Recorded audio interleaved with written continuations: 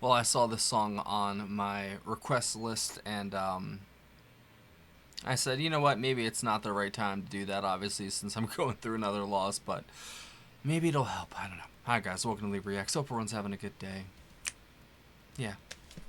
Try my best. And we are back with Uriah Heep for the first time in a long time. It's been more than a few months since we've seen the Heep on the channel, and it's a long time too. We're going to be going back to the album Look at Yourself, which I think we've done the title track. That's it. But I have done a track from this album, and it was really, really good. I remember that. But yeah, Shadows of Grief. It's on side 2. Track 5. This is the... I'm sorry, I forgot your name. It's the guy who requested Crack the Sky last month, which I really, really enjoyed. They were a local band from where I'm from, actually, so that's pretty cool. Or in the area.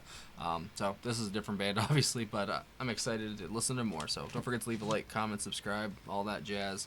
And hopefully the song isn't too sad, because it's not the day for that. Alright. Uriah Heep, Shadows of Grief. 3, 2, 1, go.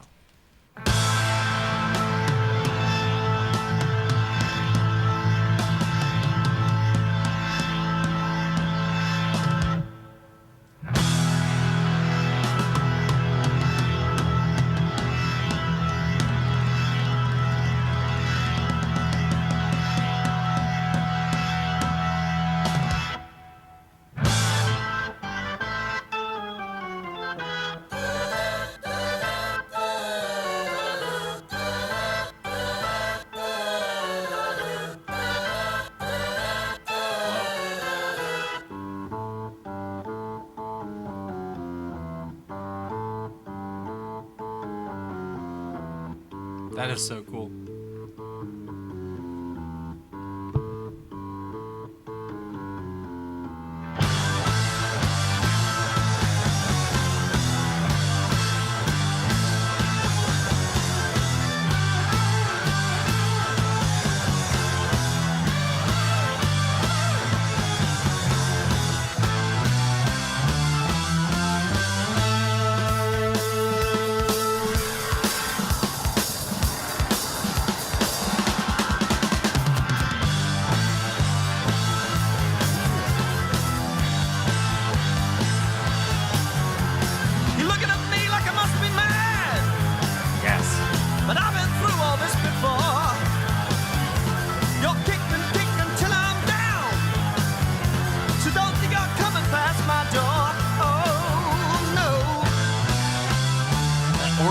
Sick.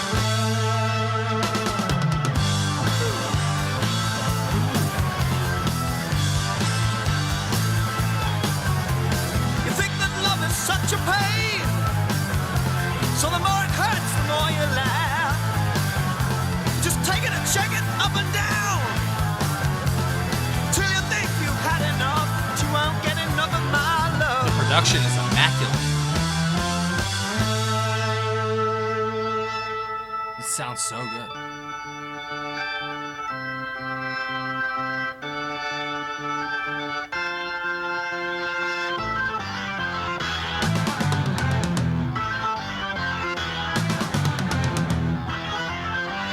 That's so cool.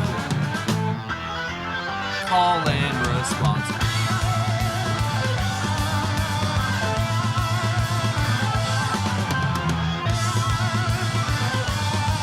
What year was this?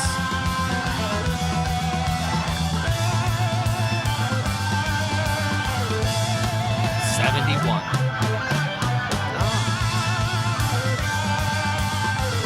That's crazy. This is '71.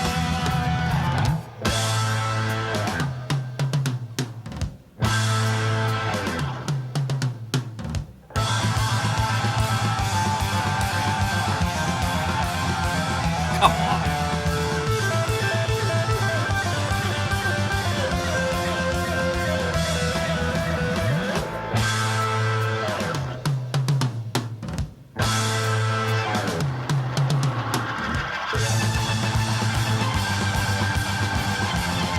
Oh my god.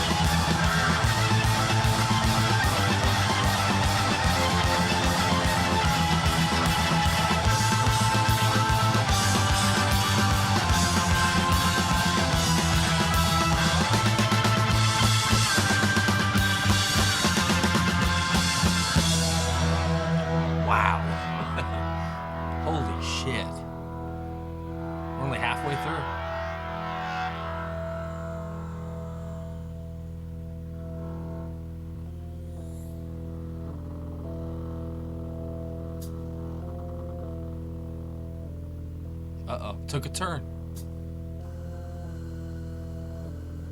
This is the Shadows of Grief.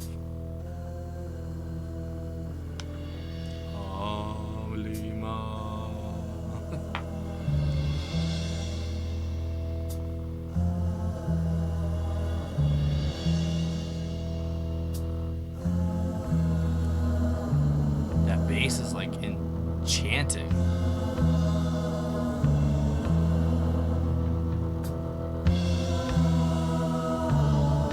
Come on, this is 71.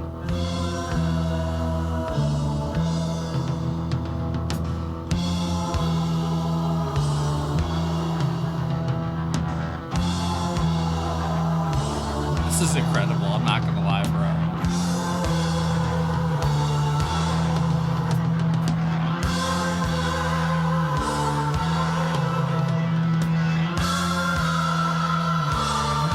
Ian?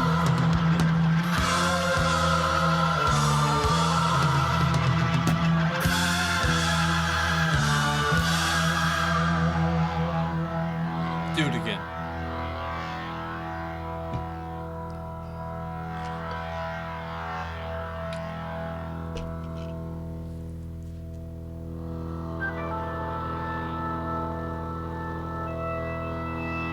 That organ has been so crucial to the song.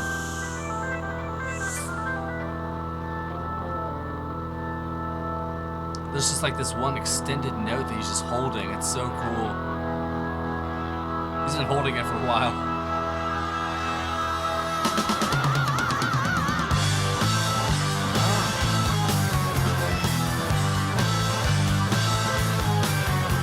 If you want to carry on in the same old way, treating everyone like a piece of dirt, just take it and break it and throw it away. There won't be anyone left to hurt.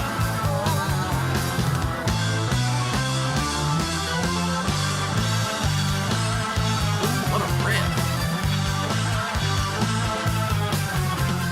North, south, east, and west, wherever you go, you'll find the same. And the only way you'll ever learn, just realize that you're to blame.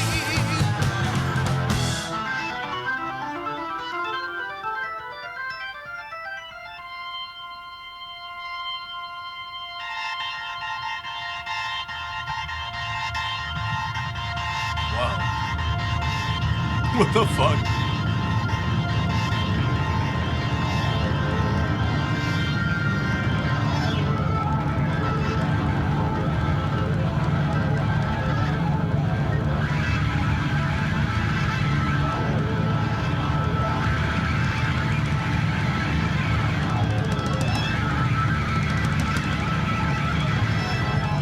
I got it.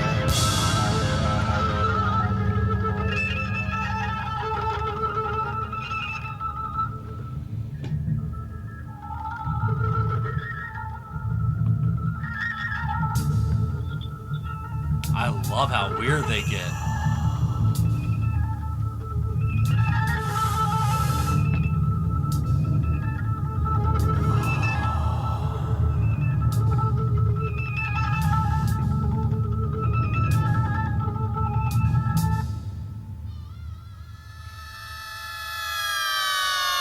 Bring it back.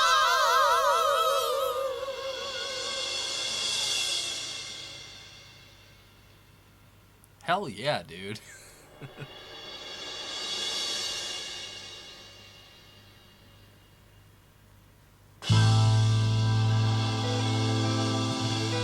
Wow.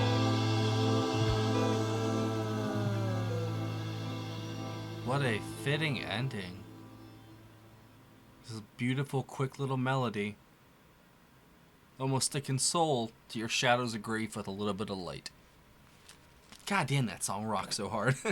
Oh, man. And whenever the Heep comes on the channel, be it this album or the other ones we've kind of checked out, they always bring it, man. I mean, them, Deep Purple, Black Sabbath, you know, they were the unholy trinity, the original one, I guess. I cannot... that my mind cannot wrap around the fact that was 1971, probably recorded in 1970. That was like full on thrash metal at points that was full on like progressive, like conceptual prog rock. Like there were so many things going on there, and no matter what, it was just pummeling, bro. It was absolutely pummeling. The riffs, the drums, oh my god, the organ, like come on, bro. Like you cannot get better than that just like for a heavy metal kind of song. Holy shit. And that was from 1971. Like that's insane to me. As a purveyor, I should say, of pretty heavy music. That's what I liked since high school, at least. I prided myself on listening to some of the more heavier stuff that even today, even by your standards, you probably would be like, what the fuck is that? There's some bands I really enjoyed like that, and some good music out there in those genres. But this precedes it by so many decades. It's not even funny. Like there was, I mean, the closest thing to this that you would get before my generation of stuff is like the thrash metal of the '80s and stuff like that. Because it kind of took a turn in the '90s. They went more alternative, or they went into like the new metal, which is like the rap and the rock mixed together, and that was terrible. There's maybe like two good songs out of that entire genre. But these guys, this is just so ahead of its time. It's not even funny. Like it's kind of odd how good freaking ahead of its time it is. And I've heard Inagata Vita, blah blah blah. I know, but still, like this is full bore metal. It's peak sounding. It really is. And it was in 1971. My mind continues to be blown every day that I do this channel. I'm not gonna lie.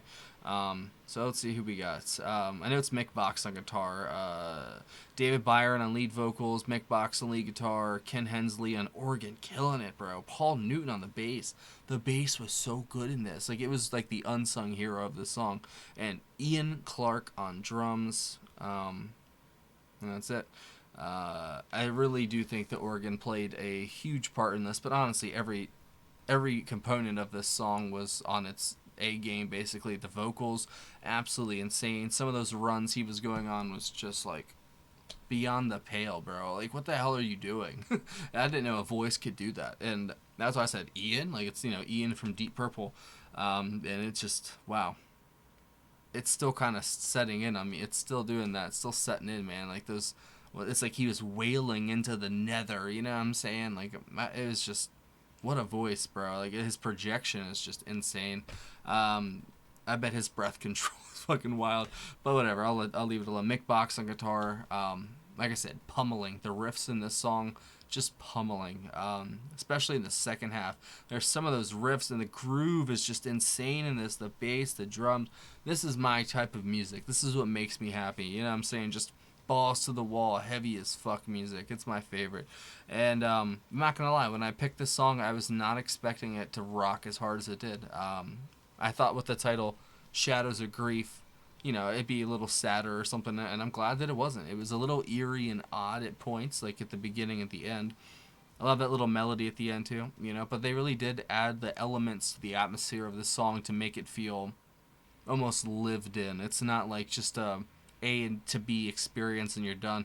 Like there's little pockets of this song that they almost feel alive, like there's breathing, literally it feels like at points. It's very interesting.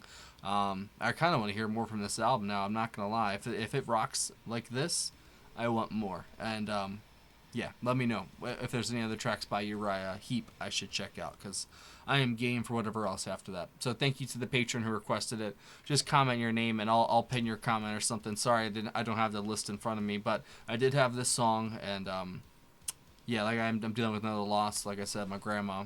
If you watch the other video, I didn't say that. My grandpa passed away 2 months ago, and then my grandma passed away yesterday. If you're watching the day of premiere. In her sleep, she was in the hospital. She had like an episode, so I've had 3 losses in the past 2 months basically, and it's a lot to